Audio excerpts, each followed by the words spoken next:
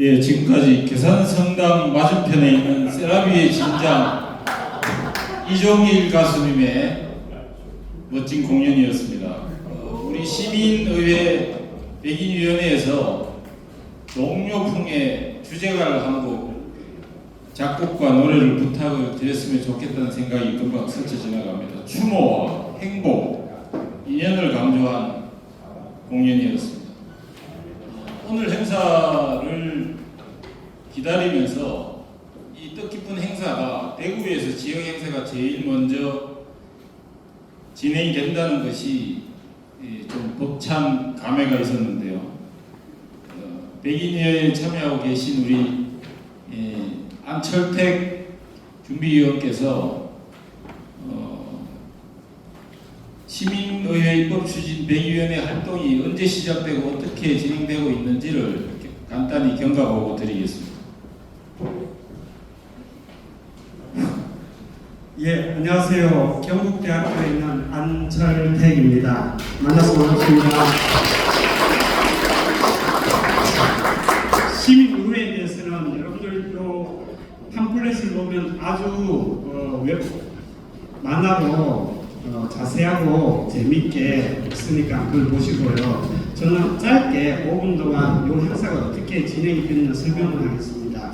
한 달 전에 이원영 교수님이 전화 왔어요. 원래 이 부분은 이원영 교수님이 오셔가지고 해야 될 일인데 오늘 울산에 강연이 있어서 제가 이렇게 대신합니다. 저한테 전화를 해서 혹시 이 행사를 대구에서 하는 것이 어떨지 하고 물어보더라고요. 그래서 내가 몇 분들한테 물어보니까 하자는 의견이 있어서 그래 그러면 추진하도록 하자 이렇게 했습니다. 저는 근데 좀 걱정이 됐던 게 추미애 전 장관님이 정치인이잖아요. 그래서 여기서 좀 정치적 색깔을 띠는 것이 저는 조금 걱정이 돼서 추 장관이 오르면 제가 개인적으로 좀 그렇다 얘기하니까 이원영 교수가 그러더라고요. 추 장관님이 예전부터 이 시민의회에 상당히 관심을 갖고 있고 공부도 참 많이 했다는 거예요. 그래서 제가 왜 그러냐 그러니까 국회에서 직접 활동을 해보니까 이 우리의 개인 민주주의가 갖고 있는 문제점을 피부로 느끼고서 이것이 아닌 직접 민주주의를 통해서 그의 한 방법이 시민의회라는 얘기를 저한테 하더라고요. 그래서 제가 그 얘기 들으니까 그 말이 된다는 생각이 들어서 그래 그럼 추진하지. 그렇게 해서 이렇게 됐습니다. 짧게 경과보고를 이렇게 마치도록 하겠습니다. 왜냐하면 이래경 선생님이 저보고 저는 15분을 써야 된다 그러니까 저는 짧게 한 3분만 얘기를 하도록 하겠습니다. 마이크를 바로 넘기게 해보니. 네, 그러면 제가 앞으로 나가겠습니다. 아니, 안 서 있어도 괜찮고요. 예. 근데 가운데는 뭔가 놓을 수 있는 데스크가 없어서. 이거 흘러가는 거네요.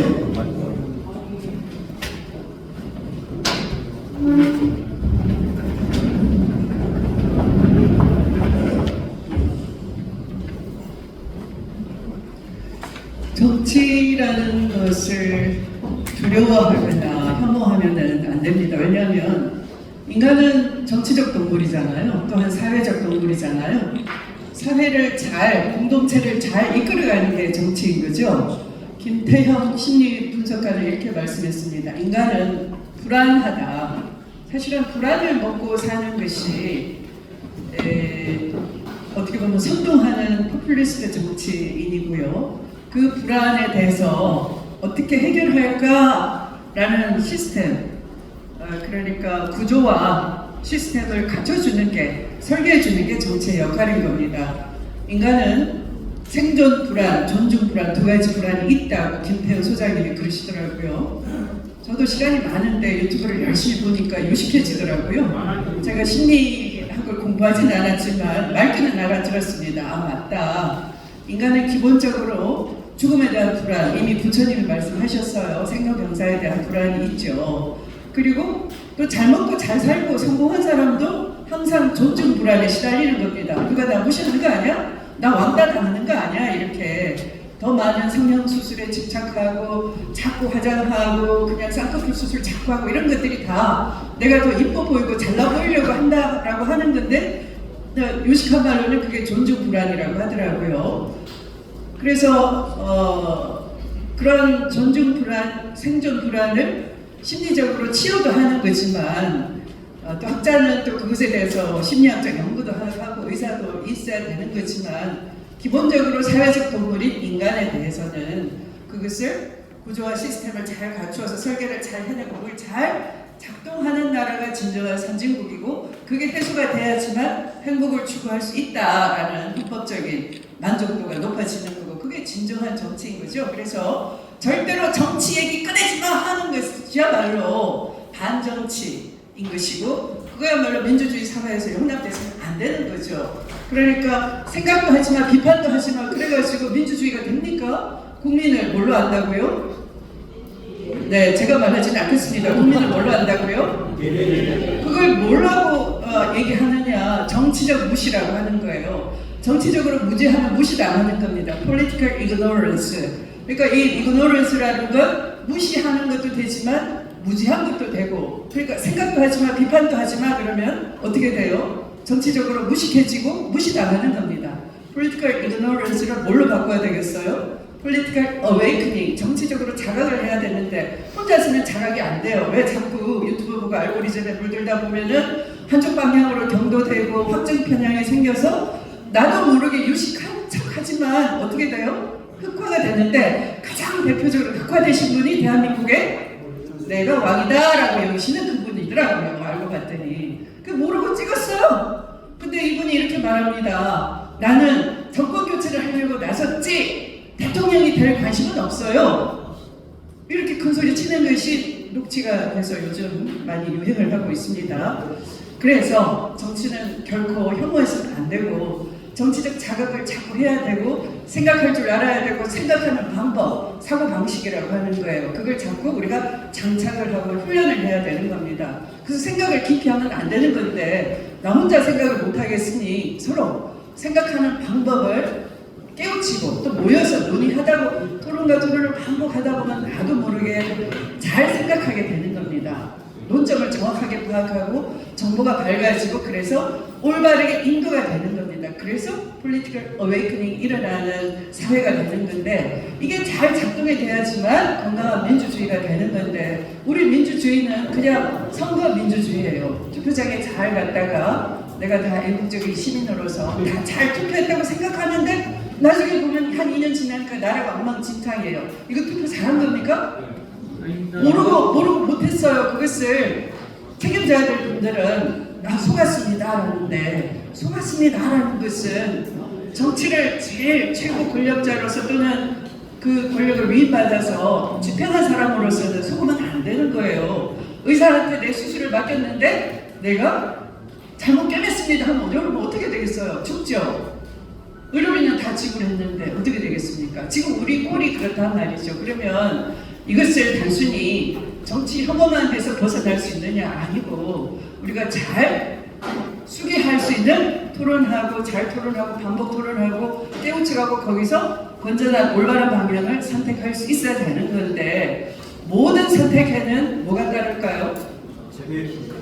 모든 선택에는 대가가 따릅니다. 그러니까 우리가 뭔가 선택했으면 선택하지 않은 쪽이 있어요. 여기 제 다음에 굉장히 명강의를 해주실 분이 또 다른 100년 이사장님이세요. 또 다른 100년은 뭐냐? 우리는 너무 지름길을 선택했어요. 그 선택에 대한 대가를 우리가 한꺼번에 지불하는 건데 저출생에 양극화, 불평등에 반민주주의, 반정치, 혐오의 정치, 지역주의 이런 것들이 대립과 갈등이 고도로 증폭된 사회를 우리가 맞닥뜨리고 있는데 이게 우리가 지름길로 달려왔기 때문에 갈등을 직면하고 그걸 풀고 해소해주기 위한 어떤 그 시스템이나 구조를 마련하지 못했어요. 그냥 정치가 그걸 뽕맞아가지고 다 뽑아먹어버렸어요.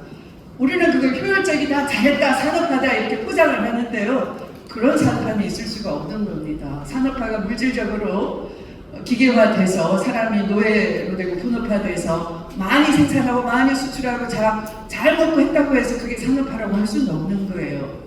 올바른 산업화가 아닌 겁니다. 산업화는 정신적 지적 수준도 같이 올라와야 되는 것이고요. 그 산업화의 찌꺼기에 대해서 우리가 직시를 하고 대안을 내놓을 수 있어야지 그 산업화가 성공했다고 할 수 있는데 우리는 산업화도 실패한 산업화인 겁니다. 그래서 이 지름길로 막 달려온 사회니까 비용을 이제 많이 지불해야 되는데 기득권층은 그걸 다 누리고도 비용을 지불할 생각이 없는 거예요. 그리고 다 정치의 책임을 떠넘기면서 한편으로는 국민 보고 생각도 하지마, 앞으로 정치의 정자도 꺼내지마, 이 자리에 추미애를 부르지도 마, 이렇게 강박을 하면서 그러면 누가 비판하고 누가 올바른 소리를 냅니까? 다 정치를 회피하면 그러면 우리 사회가 망가지는 거죠. 지금 망가지기 일보 직전에 뭐가 나타났어요? 시민의회가 나타났습니다. 그러면 시민의회는 어떻게 해야 되느냐? 그건 아마 제 다음에 우리 이래경 이사장님께서 말씀을 해주실 것 같고요. 그래서 제가 말씀드리고 싶은 것은 우리가 정치적 각성이 필요한 건데 정치적 각성을 위해서 자꾸 우리는 모이고 공동체의 문제를 발제하고 갈등을 자꾸 꺼내고 갈등을 침묵하고 정치적으로 이용하고 이 갈등 내 돈이 내주면 펴줄게 이게 아닌 겁니다.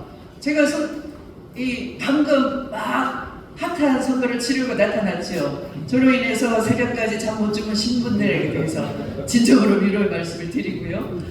그렇게 됐던 건 뭐냐 하면 증오의 투표, 거부 투표를 했기 때문입니다. 저 사람은 우리 편이 아니야. 누가 그렇게 물들여놨어요? 편가르기를 정치를 혐오해온 쪽에서 조중동이 언론이 그렇게 만들어 놓은 거죠. 그래서 제가 만나면 언론에서 TV에서 모든 거하고 다르네. 안 웃는 줄 알았는데 찔러도 피 한 방울 안 하는 줄 알았는데 잘 웃네요. 오늘 보기보다 이쁘게 생겼네요. 친근감을 막 느끼시는 거예요. 그래서 제가 한 분 만나면 한 표가 얻어진다는 걸 피부로 느꼈는데요. 그걸 일일이 다 만나서 표를 따냈다 해도 과언이 아닐 정도로 마구마구 막 휘젓고 돌아다녔습니다.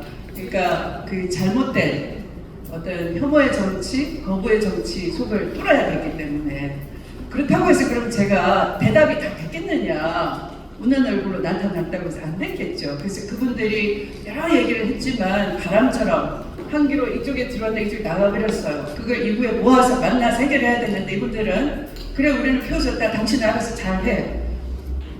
어떤 누구도 우리 사회의 갈등 과제를 혼자서 잘 해낼 수는 없는 겁니다. 함께 모여서 대안을 자꾸 찾고 또 그로 인한 갈등, 우리가 계속 직진으로 달려왔다면 거기에 남겨진, 뒤처진 사람들에 대해서 어떻게 할 것인가에 대한 과제들을 계속 주워 담으면서 포용하는 사회를 자꾸 만들어가야 되는 것인데 정치인 일방적으로 거의 사기치다시피 내가 다 할 수 있는 것처럼 그렇게 공헌을 막 하고 돌아다니고 뒤에는 또 뒷수습은 없고 그런 채로 우리는 계속 달려온 거죠. 그래서 정치인에 대해서 과제를 설정하고 아젠다 세팅을 해주고 우선순위를 정하고 이런 것들이 밑바닥 시민사회로부터 우러나와야 되고 정치인한테 올바르게 전달이 돼야 되고 그 대안을 모색하고 그 과정에 참여를 해주고 이후의 일에 대해서 감시 감독을 해주고 그 후과에 대해서도 시전할 수 있는 그런 것들을 자꾸 발제를 해주고 그 시전하는 것을 볼 줄 아는 안목을 길러주고 하는 것이 그 사회 공동체 전체의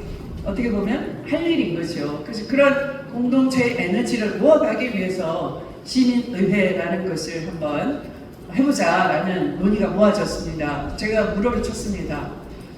정말 너무 훌륭하시다. 제가 법무부 장관 하는 동안 이제 저의 역할이 검찰개혁이나 이런 것들이었기 때문에 저도 제대로 소통을 못했어요. 그 사이에 시민의회를 발제해 주시고 논의를 모아주신 분들이 굉장히 체계적으로 많은 자료를 가지고 오셨습니다. 그래서 제가 이 국회가 열리면 저도 꼭 들어가서 이걸 도와드리겠습니다. 여기는 어떤 진영을 떠나서 진보의 목소리도 물론 담아내야 되지만 또 건전한 보수의 목소리도 담아내서 우리 사회의 갈등이 글쎄요 굉장히 갈등이 심한 사회죠. 우리가 심지어 낙태죄에 대해서 이미 위헌 판결을 받았지만 이 정치권이 해결하지 못한 채로 그냥 넘겼습니다. 왜냐하면 그거 낙태죄를 처벌하면 안 된다라고 이제 있지만 그냥 또 어떤 기본적으로 생명 존중권에 대한 종교적인 주장도 많은 분들이 이해하고 계시기 때문에 이 갈등에 의회 국회가 휘말리기 싫었던 거죠. 그래서 많은 것들이 갈등에 직면하다 보면 의회는 그걸 선거를 앞두고 있으면 2년마다 선거하잖아요. 또 때로는 대통령 선거도 가운데 끼어 있으니까. 그러면 이제 이런 것들이 선거 때 표 눈치를 보기 때문에 회피를 하는 거죠. 그럼 이 사회가 어떤 문제도 의회 차원에서 논의되지 못한 채로 그래서 잠자고 있는 겁니다. 비단 이 한 예뿐만 아니라 많은 사례가 있어요. 특히 이번에 그 임태훈 군 인권센터 소장이 막판에 비례대표 순번에 들었다가 사퇴를 하게 됐어요. 그래서 될 일입니까? 우리 사회 갈등이라면 그 갈등을 정직하게 보고 수기를 모아야 되는데 한 번도 수기는 모으지 않고 그냥 회피해버리는 거죠. 그리고 그 개인이 거기에 가장 인권적인 사명감을 가지고 앞장섰던 분을 희생시키는 걸로 끝내는 거예요. 그러면 누가 그 사회 갈등 관리를 위해서 몸을 던지겠습니까? 그러니까 이 정치가 점점 더 무참해지고 염치가 없어지는 쪽으로 자꾸 발전이 되는 거, 발전이 아니라 퇴화가 되는 거죠. 우리 스스로도 이게 더불어민주당에서 일어난 일인 겁니다. 참 반성을 촉구하는 겁니다. 그래서 이런 걸 어떤 한 개인이 극복할 수가 없기 때문에 그게 일생을 바쳤다 해도 극복할 수가 없어요. 그렇기 때문에 이런 주제들을 자꾸 꺼내고 그걸 빨리빨리 해소해 가려면 결국 집단지성이 모여야 되는데 집단지성을 모으는 하나의 방안이 시민의회라는 것이에요. 그래서 저는 이 부분에 대해서 이제 그 입법을 좀 하자는데 의회가 또 다른 견제장치를 옆구리에 장착한다는 걸 좋아할까요? 싫어할까요?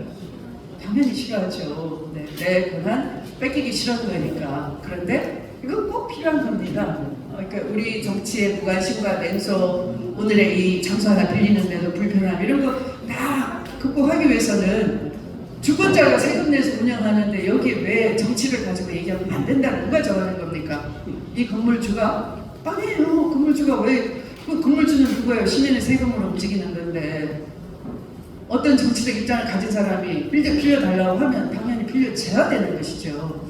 그래서 이런 모든 것들이 잘 해소될 수 있는 건강한 민주주의를 회복하고 싶은 것이고 또 저는 그런 혐오의 정치에서 벗어나서 진영 대결의 정치에서 벗어나서 정치를 복원하고 싶은 것이고 그래서 시민의회의 활성화를 빨리 좀 앞당기고 싶다는데요. 이후에 굉장히 아주 화려한 스케줄들이 있습니다. 국제 세미나도 예비되어 있고 또 이미 캐나다나 아일랜드에서 성공한 사례들도 발표를 들으면서 우리는 어떻게 도입해갈 것인가 5월 9일이죠 이사장님 그렇게 예비가 되어 있고 그 후에 그런 입법적인 상황이 되면은 저는 또 국회에 들어가게 돼 있잖아요 어쨌든 네. 그래서 법안을 발의해서 우리 시민의회가 실효적으로 건강하게 잘 작동이 될 수 있는 그런 시스템을 한번 구축해보는 것이 제 소망이기도 합니다. 그래서 저의 말씀은 이렇게 가볍게 마치고요. 많은 관심을 부탁드리겠습니다. 감사합니다.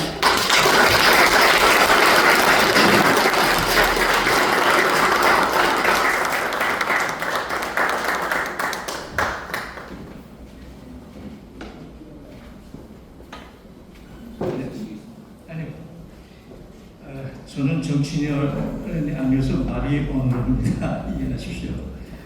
사실 우리가 시민의회를 얘기하자고 나왔는데 또 뭐 도를 돌아오는 도가 아니라고 했듯이 시민의회라는 언어에 우리가 고착되거나 잡히면 안 되죠. 중요한 것은 우리가 갖고 있는 시대적 과제, 현안을 어떻게 풀어나가느냐는 그 길에서 하나의 방법으로 시민회를 찾아가야 됩니다. 오늘이 4.19 전야제여서 4.19 얘기를 잠깐 하겠습니다. 4.19는 여러분들 알듯이 이승만 독재자를 쫓아낸 민주혁명적 성격이 가장 크죠.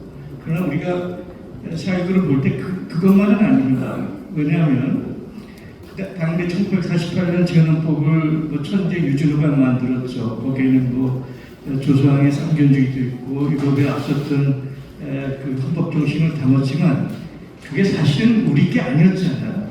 그냥 외식된 그런 헌법이었는데 4.19를 통해서 비로소 그 헌법이 우리 내부에 내재화된 12년명적을 성격을 갖습니다. 제3세계에서 근대성을 확보한 시민혁명을 일으킨 최초의 사건이 4.19혁명입니다.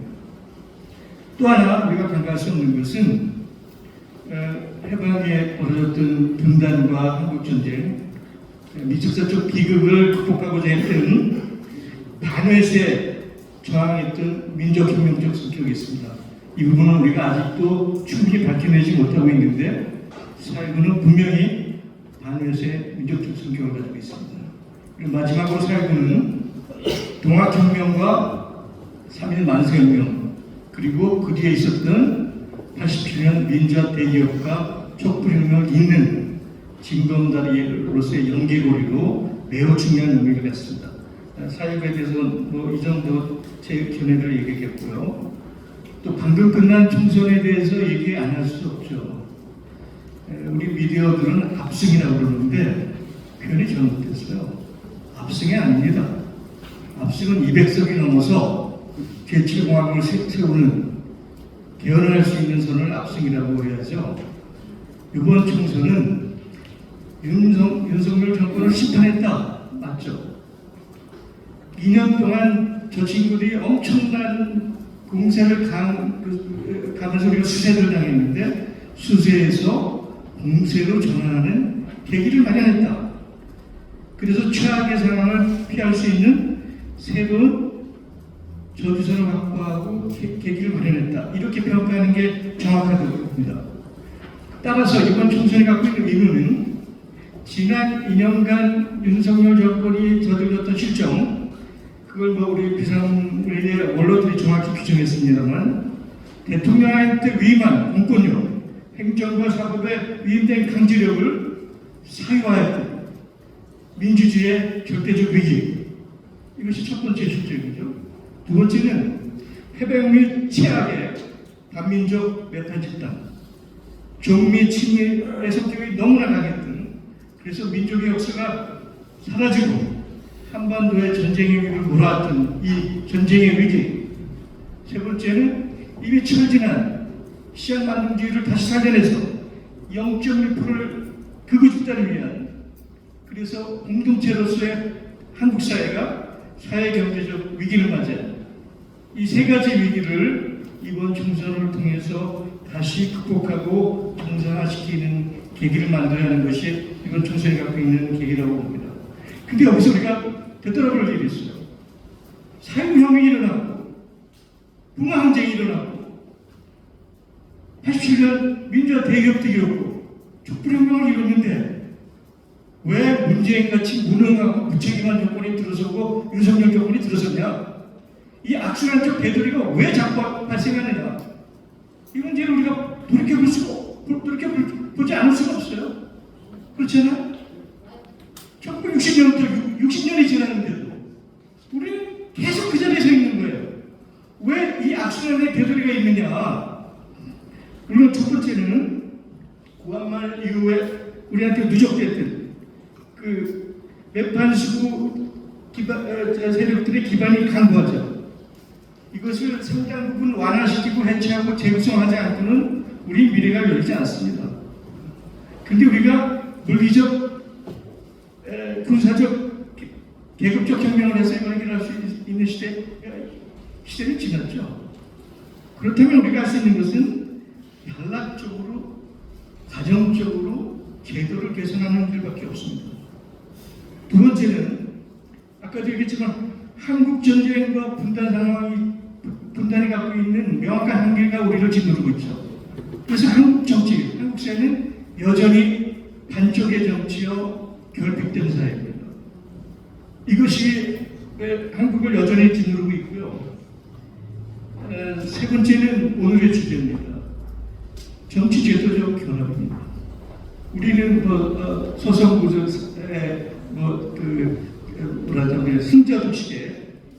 승자독식의 선거구 단선제라고 그러나요? 이것은 정치 집단을 상대를 악마하고 적대화할 수밖에 없어요. 그게 비트코라시라고 합니다. 상대방을 무너뜨려야만 자기가 살아나는 거예요. 그래서 정치인은 그 정치가 해줄 본래 입장을 떠나서 자기를 생각하게 만드는 이 비트코라시입니다. 또 하나는 절차와 과정만 이루면 모든 게 다 되는 0.74%가 이루면 다시적 조건을 써도 되는 이 절차와 내용이 괴리된 상태. 이거는 형식적 민주주의, 죽은 민주주의, 가짜 민주주의, 이걸 전문적 용어로 아노크라시입니다. 이 베토크라시와 아노크라시가 한국 정치를 지배하고 있어요. 이게 굉장히 큰 문제죠. 여기에 대해서 개혁 세력과 진보 세력 간의 선구적 기능과 뭐라 그럴까, 이 역량이 개혁 세력과 진보 세력 역량 부족과 상부성이 부족한 겁니다. 더 나아가서는 우리 사회가 지향하는 시대 정신이 없어. 우리가 왜 우리 공동체가 어디로 가야 되냐는 우리 사회 합의가 없습니다. 우리가 어디 뭐 때문에 정치를 하는 거죠? 우리가 지향하는 게 뭐죠? 여러분들 대답할 수 있겠습니까? 우리가 지향하는 공동체 지향점이 부재된 사회예요.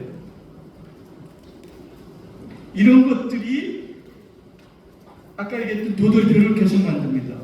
여기에 더해서 18세기에 시작된 서구의 선거 중심의 정당 중심의 대제가 결정적인 결함을 갖고 있습니다. 18세기에 선거 중심의 대제가 출발될 때는 그 이전에 왕정, 귀족정 1%를 위한 정치였는데 신흥 부르주아제가 생기고 새로운 그 엘리트층이 형성이 되면서 권력을 공유하자 해서 생긴 거예요. 그래서 선거식 정당 중심의 대제는 기본적으로 신흥 부르주아 엘리트들이 권력을 공유하는 10%를 위한 것으로 역사적 배경에서 출발한 겁니다. 이걸 피케티 같은 분은 자본과 이데올로기에서 뭐라고 그랬냐면 상인계급과 제사장 간의 야합이다. 이렇게 표현을 하고 있죠.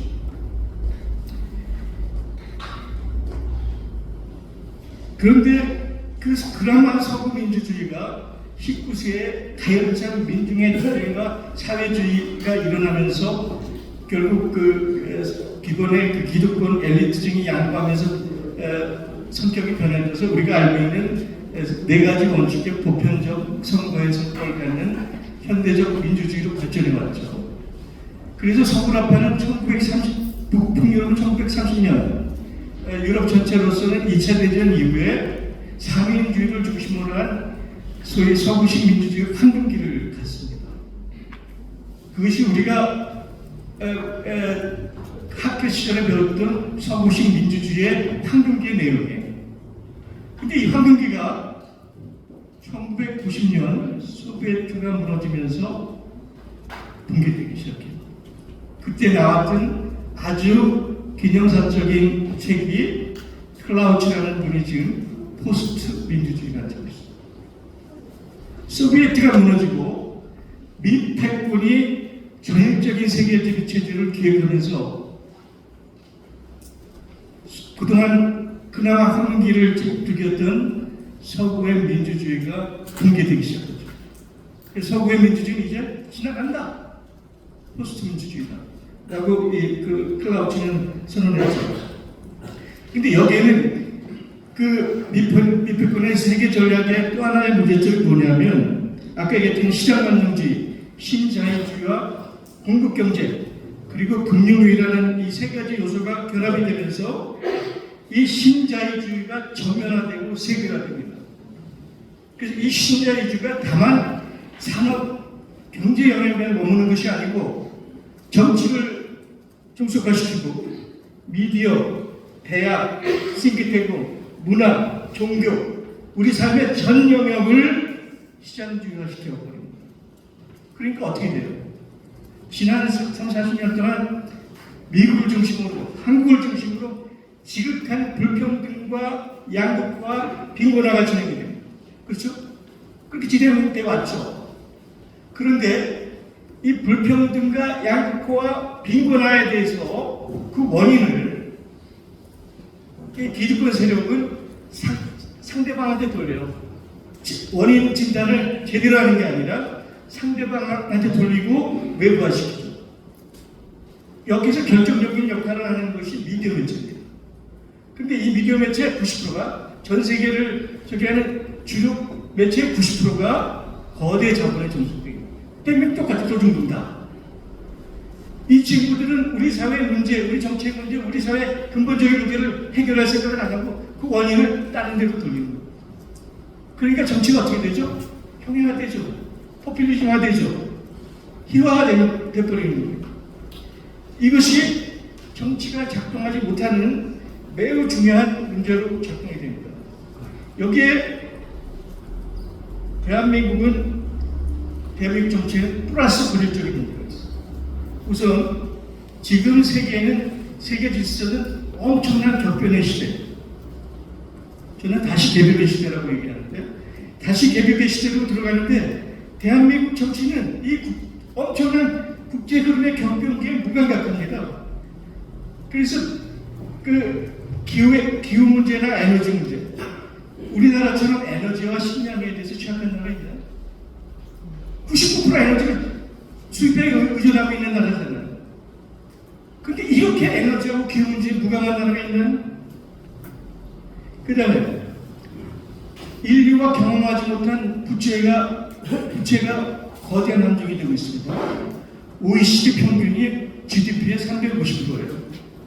우리나라가 지금 280%라고 하는데 그 수치를 믿을 수가 없어요. 280%에서 300% 향해서 가고 있습니다. 이 부채의 문제가 어떻게 발전할지, 어떤 상황이 벌어질지는 아무도 예측하기 어려운 상황이 떨어졌습니다. 근데 정치권이 얘기를 제대로 하고 있나요? 여기에 더해서 이건 인류 모두가 부닥치고 있는 겁니다. 사람 문명이 이제는 한계에 오면서 코로나 같은 현상이 일어났잖아요. 그러니까 사람 문명에서 생태적 문명으로 문명적 전환을 해야 되는데, 우리 정치권에서 이런 산업 문명의 문제점을 통해서 생태 문명으로 전환하자는 얘기를 하는 정치인이 있나요? 여러분 들어보셨어요? 이게 대한민국의 정치의 현재 모습입니다. 여기에 인구 저기 때문에 지구상에 사는 첫 번째 나라가 대한민국. 출생률의 문제. 가혹한 경쟁과 이것도 승자독식이죠. 능력주의를 요구하는 이 교육제도. 이게 젊은 애들이 결혼 안 하고 출생률을 낮추는 가장 근본적인 원인이죠. 부동산 투기. 주거 문제가 해결이 안 되니까 결혼 안 하는 거 아니에요? 수많은 우리 아젠다들이 있는데, 아까도 얘기했지만 메토크라시, 아노크라시, 자기만의 게임에 빠진 대한민국 정치가 이걸 해결해 나갈 수가 없는 데 문제가 있습니다. 나가서 아까도 얘기했지만 반해세의 민족 자존과 국가 주권을 우리나라 정치권이 행사할 수 있을까요? 제가 천안함 사태가 원인 불명이라고 했더니 민주당의 주류 인사들이 벌벌벌 떨어요. 왜 당당하게 그 얘기를 못하죠? 누군가 만들어둔 논리에 갇혀서 천안함이 원인 불명이라는데 그 얘기를 듣고 벌벌벌 떠는 이 정치권, 여기에 민족 자존이 있고 국가 주권이 있을 수 있습니까? 대안은 아까도 얘기했지만, 그러나 대한민국의 유권자, 국민들은 위대합니다. 세계사적으로 이렇게 위대한 민족이 없어요. 이 에너지를 제도해야 돼요. 제도. 그거를 그냥 한 번의 사건, 이벤트, 열풍, 지나가는 열풍으로 만드는 게 아니고 이것을 제도화해야 되는 거잖아요. 제도에는 여러 가지, 우선 제도 정치를 개혁하고 변화시킬 수 있죠. 이건 제 주제가 아니니까 여기서 빼겠습니다. 그 다음에 시민들이 민주주의에 대해서 할 수 있는 교육을 강화하고 경험을 할 수 있는 그런 교육과 경험의 기회들을 끊임없이 만들고, 오늘 이 자리가 그런 자리입니다. 아주 소중한 자리입니다. 그리고 이제는 18세기에 시작된 선거 중심의 엘리트 중심의 대의적 정치를 시민 정치로 전환해요. 본래의 민주주의 돌아와야 되는 거죠. 민주주의 정의가 뭡니까? People's Power, 민중의 권력, 인민의 권력 아닙니까? 아리스토텔레스라면 인민이 룰을 정하고 그 룰에 스스로 통치를 받는 거. 링컨의 얘기를 조금 바꾸면 링컨의 피플은 너무 집단적이고 애매모호한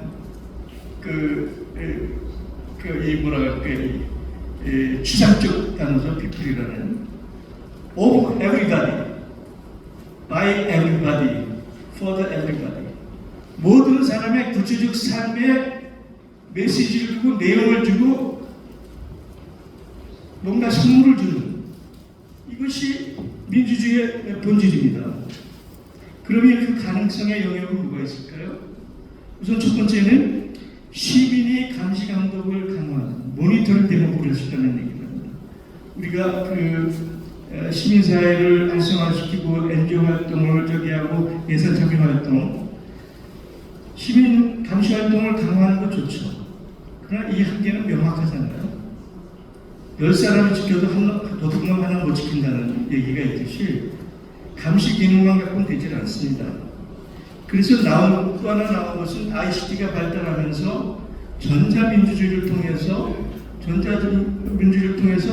현안마다 그때마다 시민들의 지혜를 모아서 하는 리퀴드 데모크라시는 유동민주주의라는 얘기를 하고 있는데 이건 머릿속에만 있는 거지 현실화되지 않은 겁니다. 그러면 대의민주주의 대안으로서 현재 제시된 것은 두 가지가 있습니다. 170년 역사를 가진 스위스의 직접민주주의가 있습니다. 그런데 스위스의 직접민주주의는 대만도 일부 도입했고 우루과이도 했지만 우루과이는 실효성이 없는 거고요. 스위스의 민주주의를 도입하기 위해서는 크게 근본적으로 세 가지 전제가 필요합니다. 첫 번째는 스위스는 조합국가예요. 협동조합국가입니다. 그 친구들 뭐라 그러죠? 란데스 마인드라고 하는 마을 민회가 엄청나게 발달해 있고 그게 칸톤으로 발전하고 그게 연방국가로 된 협동조합국가라는 역사적 전통을 가지고 있습니다. 그러니까 풀뿌리 민주주의가 정착되지 않고는 직접 민주주의를 도입하기가 굉장히 어렵습니다. 두 번째는 스위스는 모든 미디어가 공공의 미디어예요. 아까도 얘기했지만 미국이나 집단 서방은 90%의 미디어가 거대 자본에 예속되어 있잖아요. 스위스는 100%가 공공 미디어입니다. 놀라운 것은 이 공공의 미디어가 새로운 정치 세력, 새로운 아이디어, 새로운 국민적 발언에 훨씬 더 많은 시간을 줘서 홍보하고 그것을 미디어 매체에서 소개하는 거죠. 마지막으로 일단 어떠한 정치적 활동의 적격이라고 하면 그 활동에 필요한 모든 자금을 공영적으로 지원해줍니다. 이러한 전제가 없이 직접민주주의를 섣불리 도입하면 역풍입니다. 미국의 캘리포니아라고 그랬어요.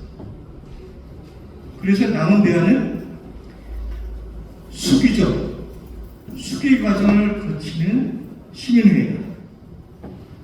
그 시민회의는 다층적으로도 구성할 수 있죠. 풀뿌리 지역에서도 할 수 있고, 광역단위에서도 할 수 있고, 내용과 형태는 다르더라도 어떤 중앙정치로서의 저희가 있을 수 있습니다. 근데 이 시민회의가 물론 1980년대 덴마크에서는 과학기술 시민회의라는 자문적 성격으로 해서 80년대에 시작이 됐지만 본격적인 입법적 성격을 가지고 어떤 법적 강제성을 부여하는 성격으로 나타난 건 2004년에 캐나다의 저희 브리티시 콜롬비아에서 시작이 됐는데요. 불과 20년밖에 안 됐잖아요. 근데 20년 동안에 OECD 기록을 보면 약 300회에 가까운 사례와 경험들이 급속히 확산이 되고 있습니다. 유럽 전역이 이 시민의회 열풍에 있다고 보면 됩니다. 아이슬란드 2008년에 금융위기를 맞이하면서 그 위기를 어떻게 극복할까 하는 논의 과정에서 아일랜드가 시작이 되면서 그 열풍이 프랑스, 벨기에, 독일, 이태리 전역으로 퍼져나가서 그 사례가 300개에 달하고 있습니다.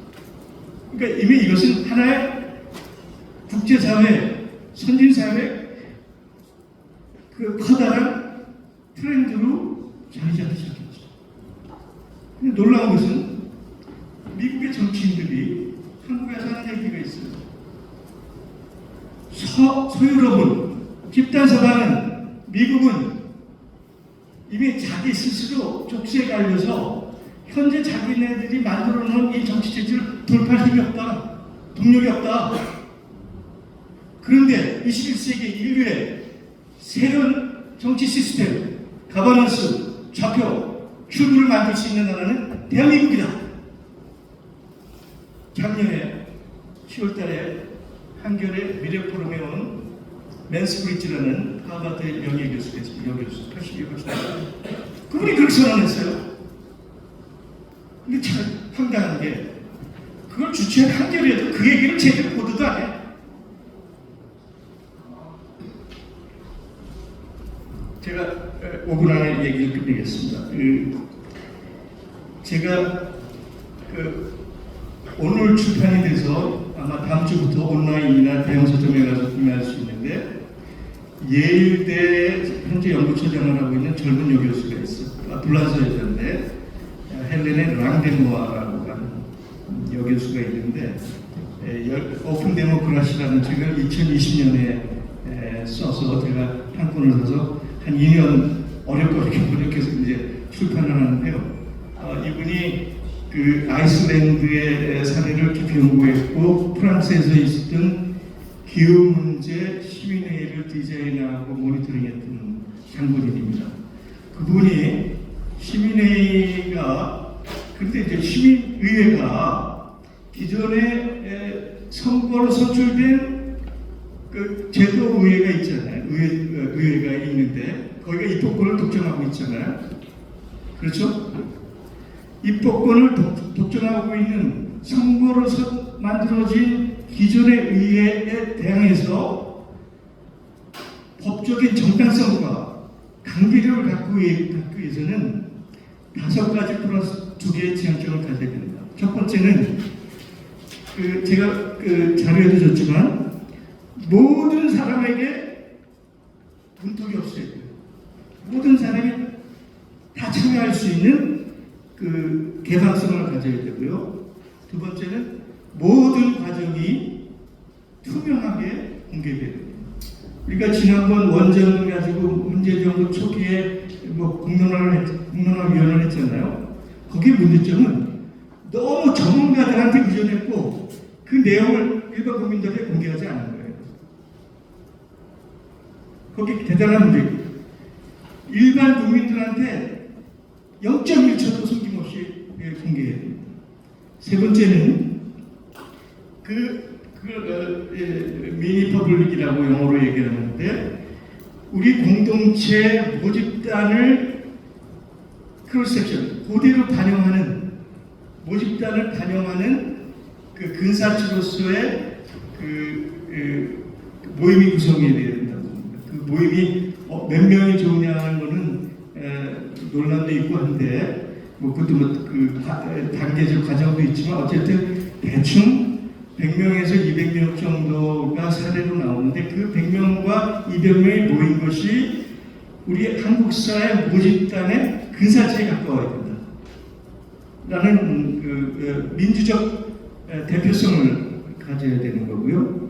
여기서 가장 중요한 것은 그 모임분들이 집단 지성이 작동할 수 있도록 수비의 과정을 아주 정치하게 설계하고 진행해야 됩니다.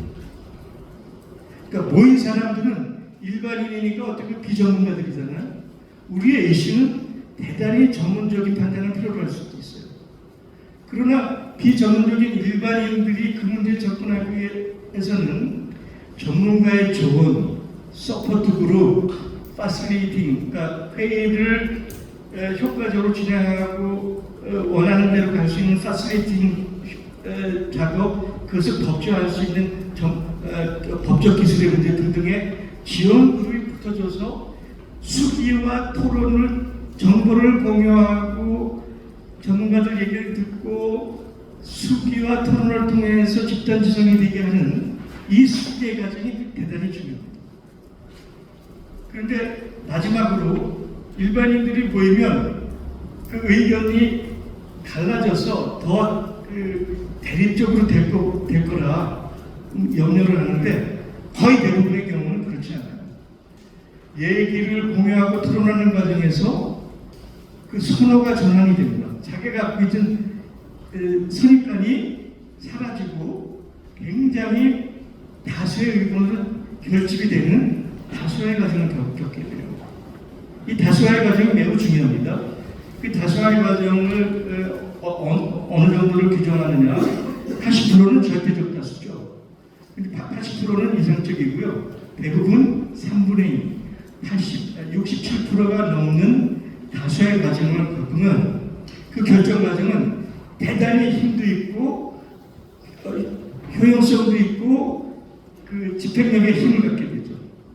그래서 인류가 가지고 있는 이 많은 문제점들, 그 다음에 대한민국이 가지고 있는 추가적인 문제점들, 기존의 선거 방식 구성된 의회가 해결 못하는 문제들이 시민회를 통해서 해결할 수 있는 새로운 출구가 마련되어 있습니다. 그래서 이제 우리가 시민의회라는 하나의 툴을 통해서 접근을 하고자 하는데요. 그러나 여전히 민주주의라는 큰 개념을 생각할 때는 제가 마지막으로 4가지를 얘기합니다. 그 민주주의는 정해진 고정된 게 아닙니다. 민주주의는 끊임없이 혁신되어야 되는 자기 혁신 기제로서 영구적으로 혁신되어야 될 주제입니다. 내가 영구적으로 혁신되어야 될 4가지 주제가 뭐냐면 형식으로서 절차와 그릇이죠. 그 그릇에 담는 내용이 뭐냐. 절차만 있어서는 안 됩니다. 민주주의. 담을 내용이 있어야죠. 컨텐츠가 있어야죠. 어치브먼트가 있어요. 이 룰과 컨텐츠의 상호 보완성 문제를 어떻게 해결할 거냐. 두 번째는 민주주의는 절차에서 프로세싱하는 과정이 있잖아요. 과정을 프로세싱하는데 어디로 가려고 하는 거야? 아까 얘기했던 시대 정신이 뭐냐? 한국 사회가 추구하는 지향점이 뭐냐? 이것이 없는 맹목적인 프로세스는 우리가 어디로 가는 거예요? 배가 출항했는데 목적지가 없는 배가 되는 거예요. 개인주의적으로는 자유의 확대라고 얘기할 수 있죠. 공동체로서는 공공선을 실현하는 거잖아요. 우린 다양한 주의가 있을 수 있어요. 개인주의가 있을 수가 있고, 자유주의가 있을 수가 있고, 공화주의가 있을 수가 있고, 공동체주의가 있습니다. 그 모든 것들이 어쨌든 대화를 통해서 하나의 시대 정신과 지향점을 만들어내야 되는 것이 정치입니다. 그 다음에 아까도 얘기했지만 이 엘리트들이 추구하는 기존의 선거식 대의제를 수기적 대의제로 바꾸는 이 작업이 시민의회 과정인데, 때로는 우리가 필요하다면 모든 시민이 함께 참여하는 직접민주제라는 형태도 여전히 우리가 반대할 수 없습니다. 저는 그 중에 하나의 아이디어로 스위스는 1년에 4번의 국민투표를 하거든요. 레퍼런덤. 근데 이제 국민투표가 권력자가 자기 권력을 강화하기 위해서 재신임을 하는 플로비사이트라는 국민투표 말고 국민 발언적 국민의 요구를 담아내는 국민투표를 최소한 1년 내지 1년에 한 번은 꼭 도입하면 이것이 시민회와 개체 상승에서 대단한 효과를 가질 수 있다고 저는 생각합니다. 마지막으로 그 아까 드리잖아요. 우리 일반 시민에게는 시대적 요구와 끝입니다. 시대적 요구가 있고 직업 정치가 하는 직업 정치에 자기 게임에 갖고 있는 계리가 있잖아요. 이 두 개의 계리는 결국 정치 지도자의 몫입니다. 이것으로 제 오늘 기적하게 너무 길었습니다. 양해하십시오. 예, 끝내겠습니다.